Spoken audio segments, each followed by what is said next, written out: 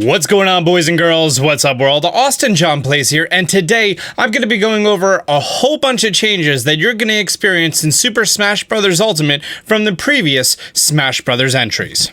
This video is brought to you by Switchblades. Switchblades are a stylish rail cover and durable kickstand for the Nintendo Switch. Switchblades slide in and lock into your Joy-Con rails for a fast, secure way to customize your Nintendo Switch. They provide an adjustable angle and a more reliable way to play your Switch in tabletop mode. Available in 4 colors: wood with an accent trim, an acrylic galaxy color scheme, or a really dope aluminum with wood accent. Switchblades have 2 weeks left on their Kickstarter that's raised over $25,000 already. Get your Switchblades on Kickstarter starting at only $15 at the link below.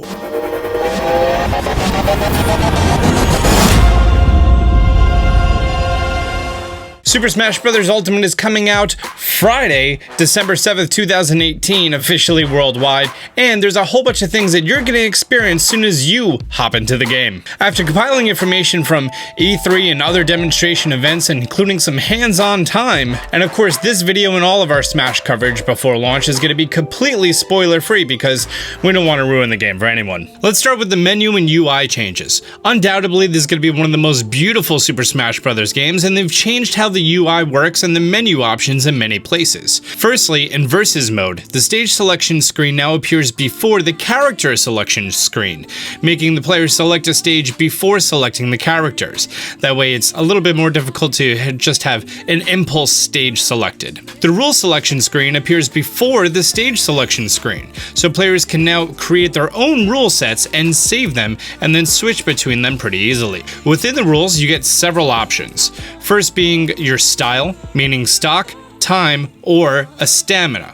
The stamina has been overhauled to be a regular system instead of being a modified rule of stock. There's also a time limit for stock and stamina matches. You get an option for smash meters to be on or off. When this option is turned on, a gauge is going to appear under each fighter's damage display. The more damage that a player takes, the more the meter is filled. When it is filled, the player can use a weaker version of their final smash. Spirits, on or off. This function is similar to the custom characters in Smash Wii U, but you get to choose between any saved teams of spirits or a random selection. You get an option for default level of computer players added. You get an option for damage handicaps. Who gets to choose the stage of the next fight? You also get similar item customizations as previous Smash games. The ability to disable select stages from the random stage option select. You can use this to disable, for example, very large stages from being chosen at random, such as the Great Cave Offensive. The new custom balance menu allows you to assign handicaps to individual characters. All of the characters that you're going to unlock in the game, you get an option to choose -3 to +3. The negative numbers reduce the damage dealt, and the positive numbers increase the damage dealt. These values are only applied when the custom balance rule option is enabled, and it is not available in multi-console wireless or online play. On the stage selection screen, every single stage now has a battlefield form and an Omega form. All of the Omega stages have the same underside similar to Final Destination, and none of them have vertical walls. Both the Battlefield and Omega stages are a standard length, but when you have 5 or more characters on screen, it increases to 1.5 times the size. Stage hazards can be turned off for the first time in the series. Allow players to remove intrusive elements such as environment changes or enemy appearances from gameplay. So while battling at the castle for Mega Man, you won't have the yellow devil there. A new stage morph option allows 2 stages to be selected at once. The 2 stages will transition into another one either at random or at specified time intervals. Alternate costumes are now shown at the bottom of a player's portrait, with at least 8 small icons representing each palette swap. Additionally, each color is now listed with a name from the numbers 1 through 8. In time matches, characters in the lead will occasionally flash with a gold sparkle, letting people know that that character is winning. The damage meter now displays tenths of a damage percentage. Even though tenths of a damage percentage was included in old games in the calculations, it was just never visually displayed, and now it is. In one-on-one stock fights, the stock count of both fighters will be briefly displayed on screen whenever a stock is lost. When a fighter is knocked off the stage, a mini-map that shows the character location, blast zone, and camera zoom is going to appear on the corner of the screen. The size of the mini-map is changed in the option screen. The closer a fighter is to falling off of the stage or the blast zone, the smaller that their magnifying glass is going to become.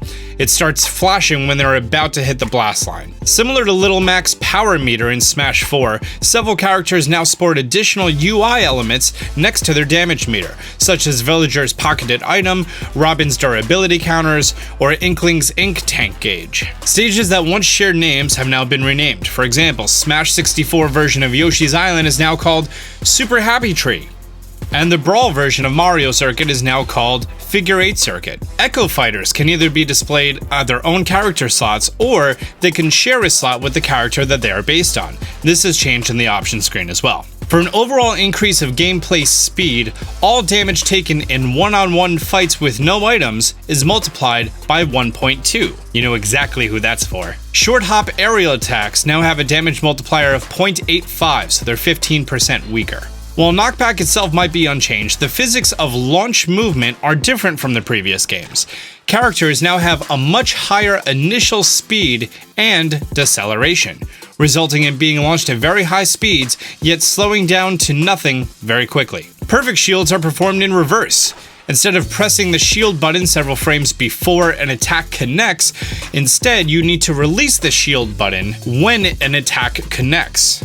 This updated mechanic makes perfect shielding a much riskier tactic, but allows a perfect shielding fighter to retaliate much faster against attacks when they're successful. It now takes 11 frames to drop a shield, making the game less defense focused. If two grabs collide, both characters are going to take a very small amount of damage, as if a grab was released. The sweet spot of an edge has become much smaller, and recovery moves take longer to snap onto ledges in general. This makes recovering more difficult. I absolutely love this. Characters that originally cannot swim or have weaknesses to water in their home series now take slow, constant damage while swimming.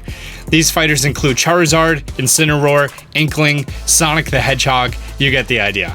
I think that's amazing. Sudden death consists of a slowly zooming in screen, making the blast zone gradually shrink. It also appears to have a fixed camera angle, and the screen progressively starts to zoom into the middle with flames on the outsides. And after the camera finishes zooming in, bomb-bombs start to fall on the characters. Smash attacks can now be charged about 3 times longer than in previous games.